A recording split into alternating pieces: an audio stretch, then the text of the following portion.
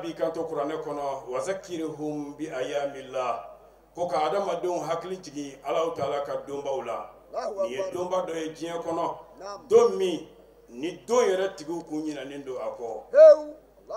silamɛw kun ɲinɛna nin don in kɔ nka Ala ko ten ni maa dɔw y'u kɔ don a la a bɛna ni maa dɔw ye olu b'a minɛ olu tɛ kɛ fitiriwale ye ko in ma cɛkɔrɔba ɲuman ka du o y'a ta k'a yira bi bɛɛ y'a dɔn ko nin kɛnɛ in kun ye kɛnɛ ye min kun kan ka sigi nka maaw ɲinɛna kɔ an bɛ an baw fo kumana min na u sɔnna k'a dɔn k'u ka tata ye nin ye k'a ta minɛn min nɔrɔkɔ ni a kɔnɔfɛn ye an ba naani an b'u fo k'u wale ɲuman dɔn olu de ye anw abonné nin hɛrɛba ninnu na Seyda Hajaratu Tunkara, Seyda Fatimatu Traoré, Seyda Aishatu Kulibali, Seyda Halimatu Daka Maïsa an b'u fo k'u wale ɲuman dɔn u n'u denw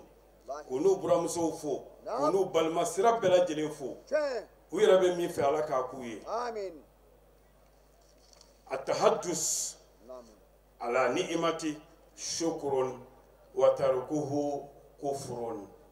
ka sigi ka baro kɛ Alahu Taala ka nɛɛma dilen na i ma o ye Ala barikada de ye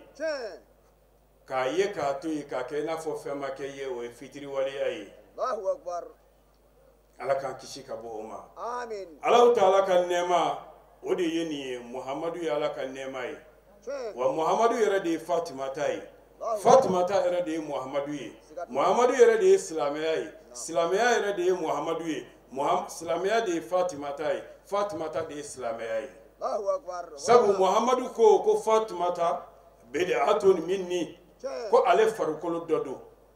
ni maa min ye Fatumata nisɔndiya i ye ne kira nisɔndiya ni maa min ye Fatumata dusu kasi i ye ne dusu kasi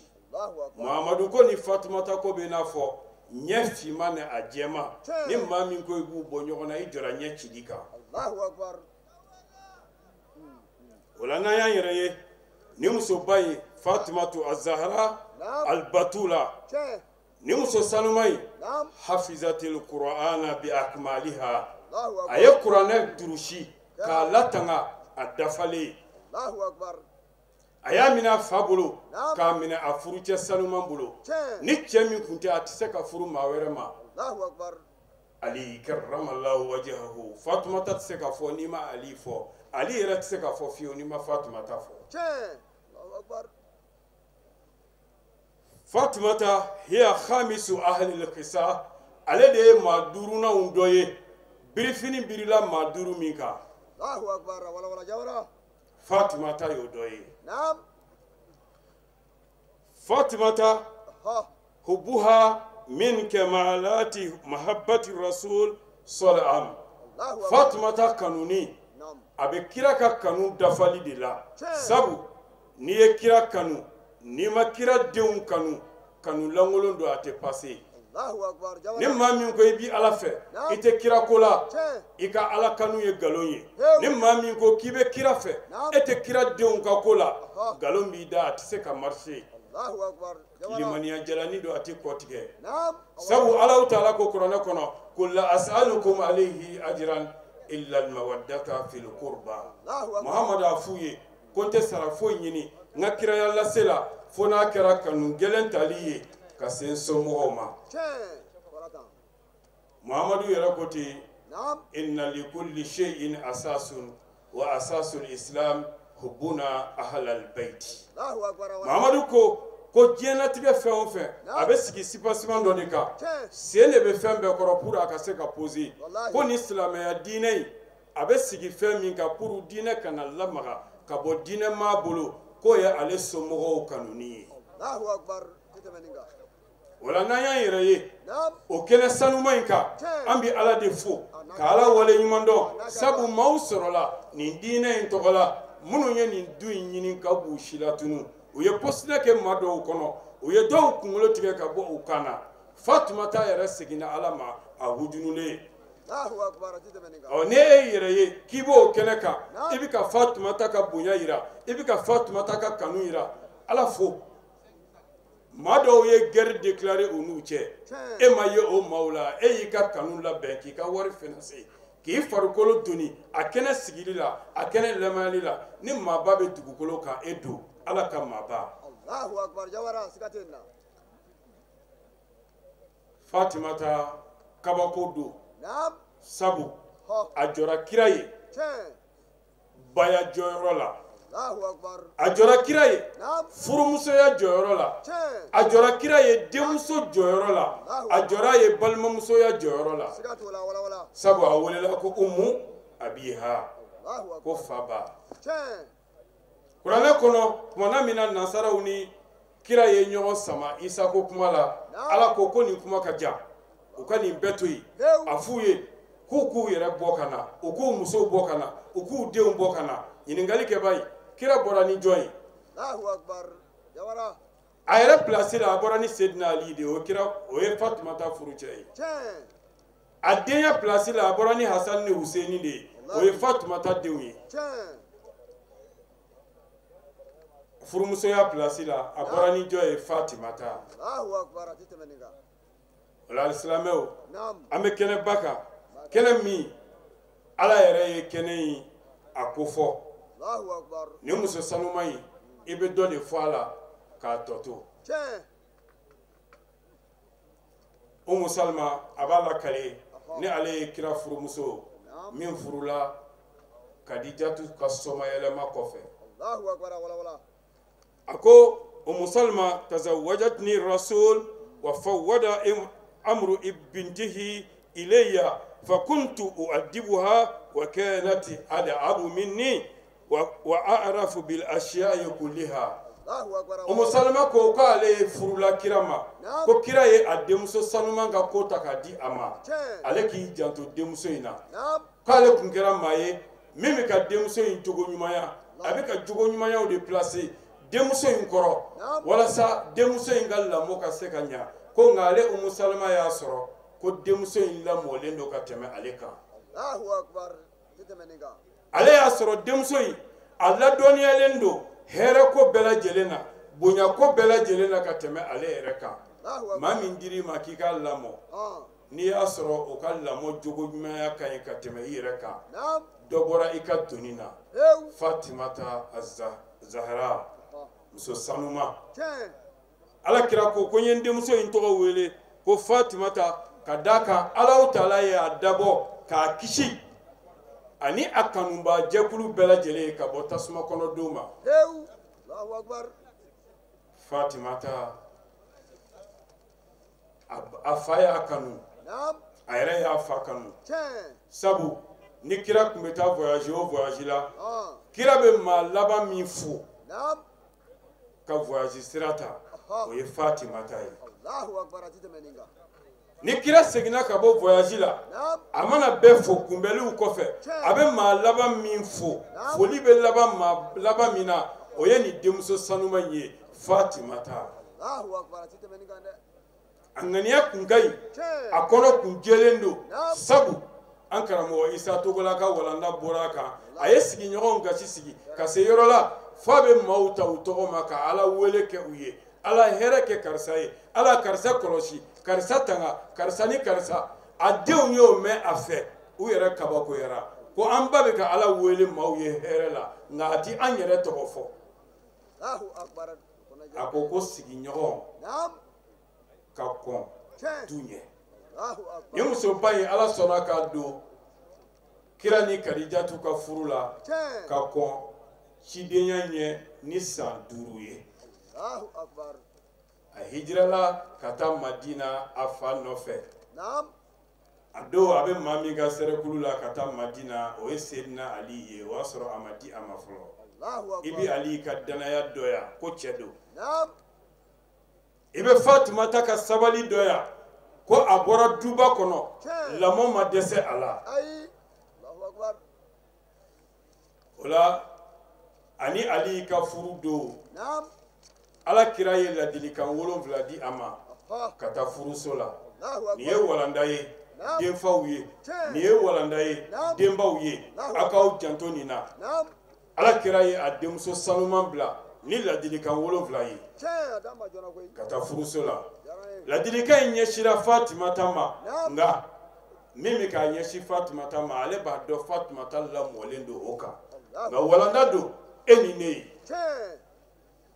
Alakira ko a ka ladilikan fɔlɔ la a denmuso ye naam a ko ya Fatima a ko n denmuso Fatima naam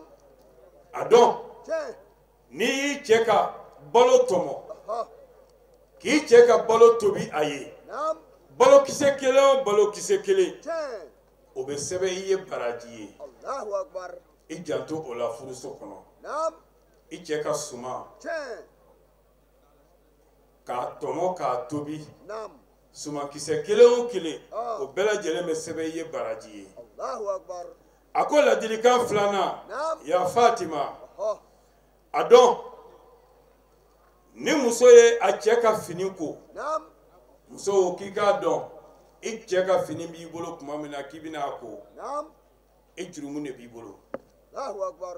n'i y'a ko ka jɛ naam i jurumu kora hew n'i y'a ko ni dɔwɛrɛ ye min tɛ jɛya ni ŋaniya ɲumanya ye Naam. i y'a k'i yɛrɛ la Allahu akbar a ko Fatima naam ko n'i ye i cɛ ka finiw ko Tiɲɛ. i jurumu bɛ ko ka bɔ i la Allahu a akbar ko ladilikan 3nan naam ya Fatima n denmuso Ah. a dɔn ni muso ye a cɛ ka fini bɔrɔtɔ dɔ ta ha k'i sigi ni miseli ye walima bi tayɛri ko tile in na naam ka mansintigi wele tiɲɛ k'i sigi n'o ye k'o warinin bɔ i yɛrɛ kun ka cɛ ka bɔrɔtɔw kala naam ko a dɔn Alahu Taala b'i sutura diɲɛ ani lahara Allahu akbar ti tɛmɛni kan dɛ nin ye alakiraba naam cɛ min tɛ kuma a kunfɛ ayi nin ye ale kɛtɔ ye k'a denmuso bilasira Tiɲɛ. walanda don e ni ne ye Allahu akbar a ko Fatima n denmuso a dɔn naam ni muso ye a cɛ nisɔndiya tiɲɛ ladilikan 4nan Allahu akbar tile 1 dɔrɔn Aha. k'i sigi i cɛ kɛrɛfɛ k'a la nisɔndiya Naam. walima ka nisɔndiya waleya ta ka sin i cɛ ma ka nisɔndiya kuma ta ka sin i cɛ ma Naam. i cɛ bɛ nisɔndiya ni min ye Aha. n'i y'o kɛ tile 1 ko a dɔn Alahu Taala bi san 1 alabato baraji sɛbɛn i kun Allahu akbar ti tɛmɛni kan dɛ Fatima naam nin ye musoba bilatɔ ye sira tiɲɛ musoba min bɛ ka bɔ duba kɔnɔ cɛba fɛ Allahu ka taa sigi cɛba dɔ ka furu la naam Seydina Ali tiɲɛ a ko Fatima naam a dɔn ladilikan 5nan aha ni muso wulila naam ni furumuso wulila tiɲɛ ka taa sigi a cɛ kɛrɛfɛ naam ka baro duman kɛ ni a cɛ ye aha ka baro duman kɛ ni a cɛ ye naam k'a cɛ ɲɛnafin bɔ tiɲɛ ka nisɔndiya kumaninw fɔ cɛ ye naam cɛ yɛrɛ ma nin ye a hakili sigilen don n'i ye k'i bɛna baro dumanw kɛ ni ale ye naam ni muso y'o labɛn a cɛ ye aha ko a bɛ n'a fɔ maa min wulila i bɛ ka alikaba tawafu kɛ baraji min bɛ o la k'o baraji de bɛ di furumuso ma tumana min na furumuso wulila ka n'a sigi a cɛ kɛrɛfɛ k'a cɛ la nisɔndiya Allahu akbar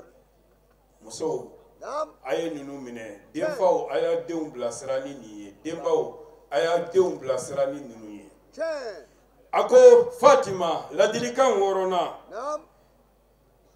a ko a dɔn n denmuso aha ni n'i cɛ fɔra ɲɔgɔn kɔ naam k'e ye dan sago i cɛ kan sige i y'i cɛ dusu kasi naam i cɛ ma yafa i ma segin ka n'i cɛ la segin a kɔ k'a la nisɔndiya ko n'i sara o cogo in kan ne Muhamadu tɛ seli i su kan Allahu akbar ti tɛmɛni kan dɛ furu bonya kama furu cɛ jɔyɔrɔ bonya kosɔn tiɲɛ muso a y'a hakili to naam asayid man o iza bi gayirihi maa kunnandi de ye maa ye maa min wajura ni a yɛrɛ ɲɔgɔnna ye Allahu akbar jawara siga a ko Fatima naam a dɔn ladilikan 7nan tiɲɛ ni muso ye garijigɛ sɔrɔ a cɛ woloden na kuma gɛlɛman filɛ siga t'o la munna a cɛ den naam ja muso bɛ se k'i to furuso kɔnɔ aha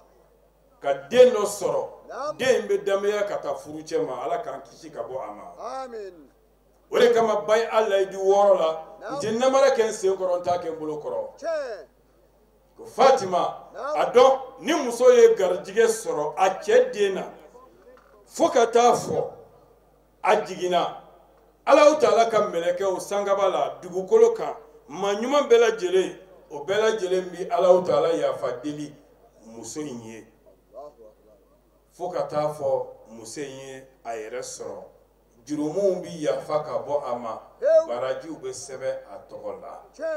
nin ye Mustafa ye kira kuntigi Ala bagara cɛ min ma k'a kanu nin ye o kɛtɔ ye k'a denmuso bilasira denmuso jumɛn a ko denmuso min ye ale farikolo ye a bɛ ka taa du jumɛn kɔnɔ a ko du min cɛ in ka hakɛ la ana madinatul ilmi wa aliyu babuha ne kira ye dɔnni dugu ye ali y'a bulonda ye Fatima tɛ bɛ ka bɔ dɔnni du de kɔnɔ ka taa dɔnni bulonda du kɔnɔ cɛ fɛ cɛ min ye ko kun ye Muhamadu a bɛ ka denmuso de bilasira denmuso min ye ale yɛrɛ farikolo dɔ ye nin ye walanda ye e ni ne an k'an denmusow bilasira ta Fatumata ni Ali ka furu kun ye furu duman de ye sabu Fatumata y'a dɔn ko ale de ye furumuso ye Ali yɛrɛ y'a dɔn ko ale de ye furucɛ ye ni nin ma faamu foyer kɔnɔ dɔrɔn dɔ bɛ kɛ ɲɛji la musow a y'aw jija